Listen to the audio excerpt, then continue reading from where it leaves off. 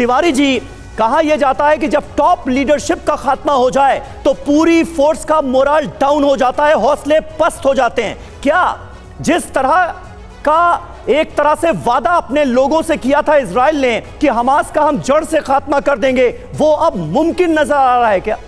समीर, इस बात से सहमत हूँ कि भाई एक लीडर का अगर खात्मा हो जाता है तो फोर्स का मनोबल कम हो जाता है। लेकिन हमास की एक क्लियरिटी बताऊंगा मैं, ये one of the richest terrorist organisation है। इसको फंड इकट्ठा करना, फंड लाना, इतनी दिनों से लंबी तैयारी चल रही थी। जिस तरीके से हमास ने इजराइल पर अटैक किया था, वो इजराइल के इंटेलिजेंस को भी नहीं पता चला। तो इसमें हानिया का रोल बहुत ही महत्वपूर्ण था। और हानिया को खात्मा करना, हानिया को फिनिश करना हमास को बहुत पीछे ले जाया जाएगा। अब अगले सेकंड लीडरशिप जब आएगी और कितना कर सकती है ये संभव नहीं है, प्रोबेबिलिटी इसकी बहुत कम है। और इस तरीके से गाजा बॉर्डर पे जो इजराइल के साथ है, ये शांति काफ़ी दिन लंबा चल सकती है। तो हानिया खाली लीडर ही नहीं था, हानिया फंड कलेक्टर था, हानिया स्ट्रेटेजिक थिंकिंग करता था, हानिया कतार में रह के कंट्रोल कर रहा था। तो हानिया तो इनका मेन वॉर क्रिमिनल था इजराइल के लिए, ताकि जो भी प्लानिंग हुई थी हानिया से ही हुई थी। तो हानिया को तो इजराइल को पहले ही ख़त्म करने की कोशिश कर रहा था, लेकिन कोशिश करने के लिए, मतलब मारने के लिए बहुत ही माइन्यूट मतलब बिल्कुल प्रिसिशन इंटेलिजेंस चाहिए। चतुर्वेदी साहब कह रहे थे इंटेलिजेंस चाहिए ताकि स्ट्राइक किया जा सके।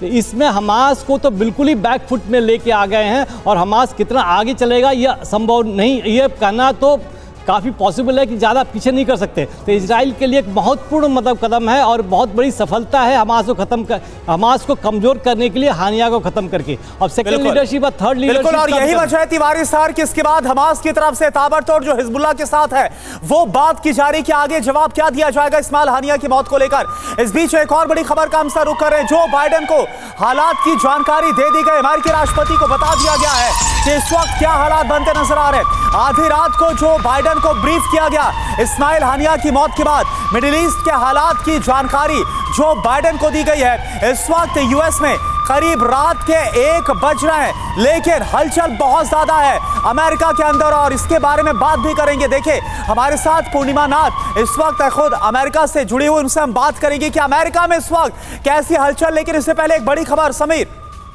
जी हाँ, हमास के सीनियर लीडर शमी अबू जोहरी का एक बड़ा बयान आया है, वो जल्दी से आपके सामने रख दें। हम यरूशलेम को लेकर रहेंगे, ये कहा गया है। हानिया की मौत के बाद हमास के लीडर की ये बड़ी धमकी, हम किसी भी हद तक जाने को तैयार हैं। इजराइल की राजधानी को निशाना बनाने की कोशिश की जा सकती है, इस बात के सीधे संकेत देते हुए अब हमास के नेता नजर आ रहे हैं। यरूशलेम के लिए हम कोई भी कीमत चुकाएंगे, ये कहा गया है। जी, और देखिए पूर्णिमा नाथ जी इस वक्त हमारे साथ जुड़ी हो। पूर्णिमा नाथ जी, आपका स्वागत है हमारे इस डिबेट में। सवाल यही है कि इस्माइल हानिया की मौत के बाद कैसी हलचल है, क्या हो रहा है वहां पर?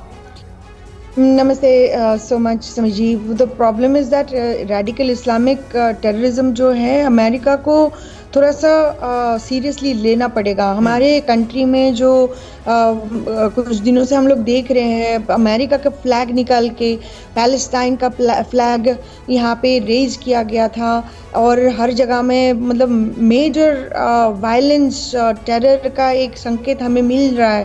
और ऑब्वियसली ये हानिया को निकालने के बाद ऑब्वियसली ये लोग और भड़का जाएंगे और इजराइल क्या कोई भी जो मतलब अमेरिका के साथ है या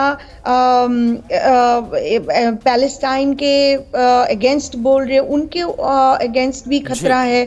तो ये तो और मतलब हमारी जो स्ट्रीट्स है, हमारी कंट्री की streets has become a very dangerous. लेकिन पूर्णिमा जी, एक बात लगातार हो रही है इस्माइल हानिया को एलिमिनेट किए जाने के बाद कि मुमकिन है कि इस कामयाबी के पीछे CIA और मोसाद का हाथ हो। हालांकि अभी तक ना किसी ने माना है, ना इसकी आगे कोई उम्मीद नजर आ रही है कि ऐसा कोई आधिकारिक बयान आएगा। लेकिन अगर ऐसा है तो क्या बाइडेन एडमिनिस्ट्रेशन का, बाइडेन की सरकार का, इसे आप एक बड़ा सफलता वाला कदम मानेंगी?